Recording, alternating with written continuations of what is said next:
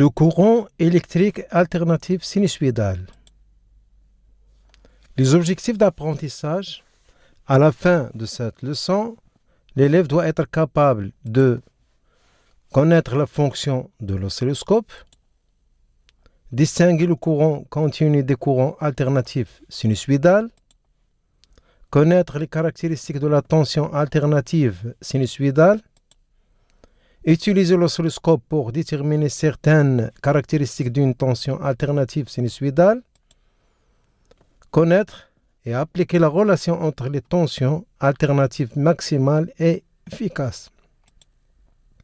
Savoir qu'un voltmètre mesure la valeur efficace d'une tension alternative sinusoïdale. Situation problème de départ. Les générateurs du courant électrique continu comme les piles, les batteries sont caractérisés par deux bornes, pôle positif et pôle négatif. Donc ce genre de générateur a deux pôles, positif, négatif, positif, négatif. La même chose pour la batterie, positif, négatif. Tandis que les bornes de la prise du courant électrique alternatif sinusoïdal ne portent aucun signe. On voit bien, pas de signe.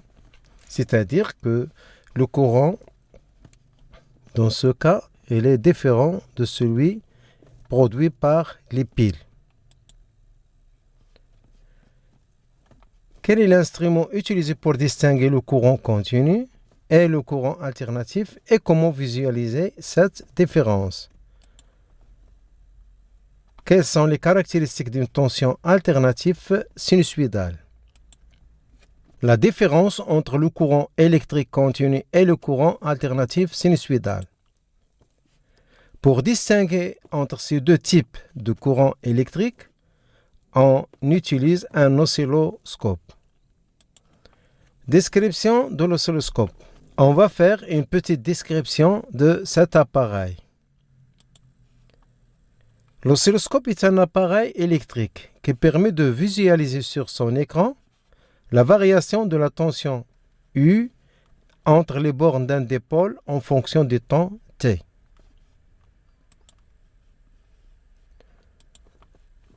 L'interface de l'oscilloscope se compose essentiellement des éléments suivants.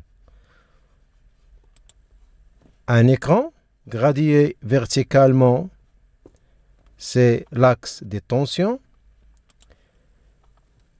et un autre qui est gradué horizontalement, c'est l'axe des temps. La courbe obtenue sur l'écran d'un oscilloscope est appelée un oscillogramme.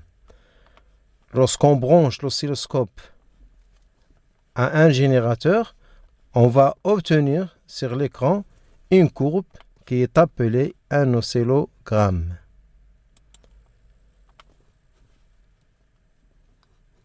L'oscilloscope a deux bornes de branchement que sont les entrées X, Y et la sortie qui joue le rôle de masse et aussi appelée c'est la borne négative.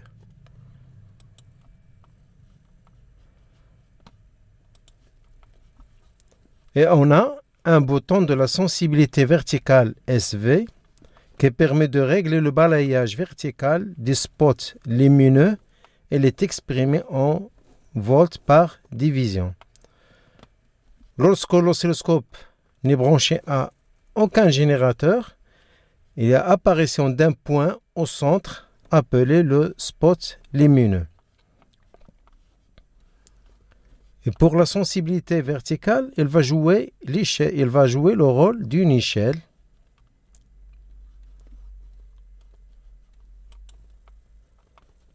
On a un bouton de la sensibilité horizontale, noté SH, qui permet de régler le temps de balayage du spot lumineux. Elle est exprimée en microsecondes par division ou en millisecondes par division, sachant qu'un microseconde est égal à 10 à la puissance moins 6 secondes. Le courant électrique continu. Expérience. On branche l'oscilloscope au pôle d'une pile. Le pôle positif de cette pile avec l'entrée et le pôle négatif avec la sortie, c'est-à-dire la borne négative de l'oscilloscope.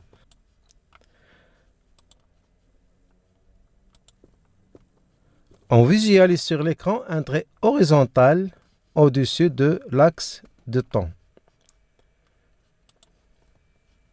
Cela signifie que la tension entre les bornes d'une pile est constante. C'est-à-dire, au cours du temps, la tension ne change pas de valeur, c'est-à-dire elle est constante. Elle est dite continue. Et le courant produit par cette pile est dit courant électrique continu. Et ce courant électrique continu a un symbole qui est DC ou qui a cette forme. Et son générateur, c'est le générateur du courant électrique continu, c'est par deux traits, l'un positif et l'autre négatif. Si on inverse le branchement de la pile avec l'oscilloscope, négatif avec l'entrée et le positif avec la sortie, on voit bien que le trait il est au bas de l'axe des temps. Le courant alternatif sinusoïdal. Expérience. On va répéter la même expérience, sauf on va remplacer la pile par un générateur qui est branché à une prise de courant domestique. Observation et conclusion. On visualise sur l'écran de l'oscilloscope une courbe sous forme de vague. Cela signifie que la tension varie au cours du temps, donc il y a une alternance entre les valeurs positives et négatives. C'est pour ça qu'on dit que la tension est alternative sinusoïdale, parce qu'elle a cette forme. Et le courant produit par ce générateur est des courants alternatifs sinusoïdales.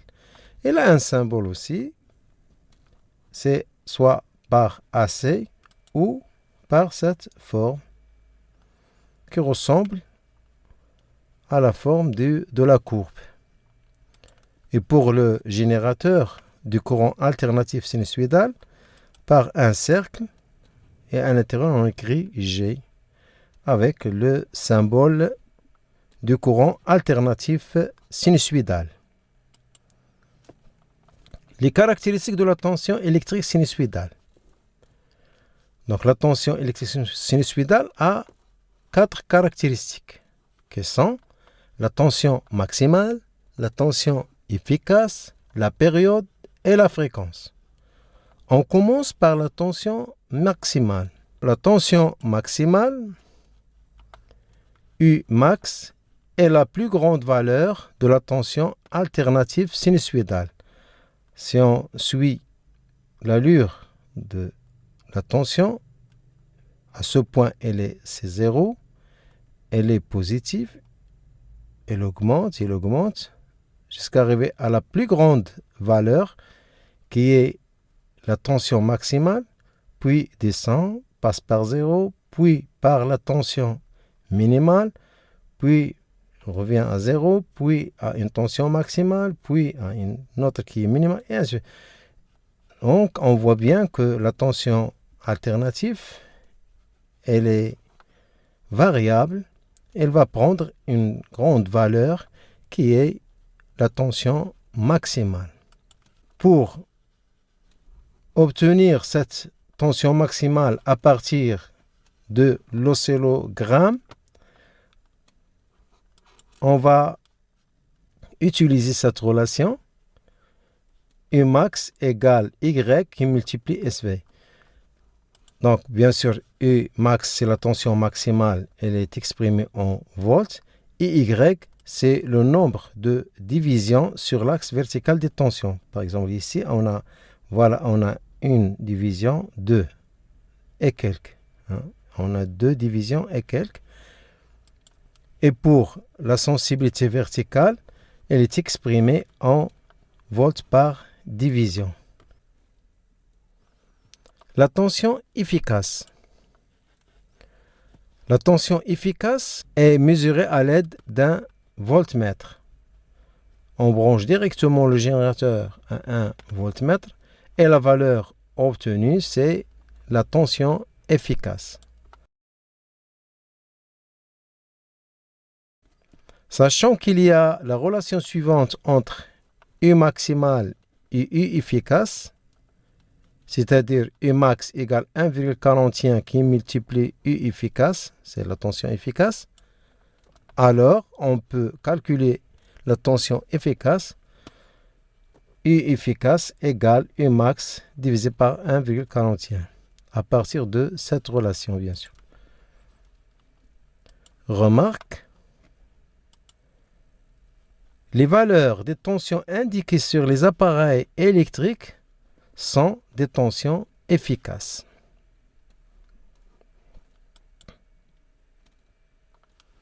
La période. La tension alternative est dite périodique car ces variations se répètent régulièrement au cours des temps. On voit que quand on a cette forme, elle va se répéter d'une manière régulière. Le temps mis par la tension pour reprendre la même valeur, c'est la période. C'est la même chose ici. C'est une période. Si on compte le nombre de divisions, on a 1, 2, 3, 4. La même chose ici, on a 1, 2, 3, 4. La période est calculée par la relation suivante. T égale X qui multiplie SH. On a T la période, elle est exprimée en secondes. X le nombre de divisions sur l'axe horizontal du temps. Et SH c'est la sensibilité horizontale en secondes par division. La fréquence. La fréquence notée F correspond au nombre de périodes par seconde. Et son unité internationale est le Hertz, noté Hz. Voilà, on a plusieurs périodes pour cette courbe. C'est quoi la fréquence? C'est le nombre de périodes par une seconde. Donc, pour calculer la valeur de la fréquence à partir de la période, on utilise la relation suivante. F, qui est la fréquence, égale 1 sur T, c'est l'inverse de la période. F, bien sûr, c'est la fréquence, elle est en Hertz. Et pour calculer la fréquence en Hertz, on doit prendre la période en secondes, parce que Hertz, c'est une unité internationale. Donc, on va utiliser l'unité internationale de temps qui est la seconde.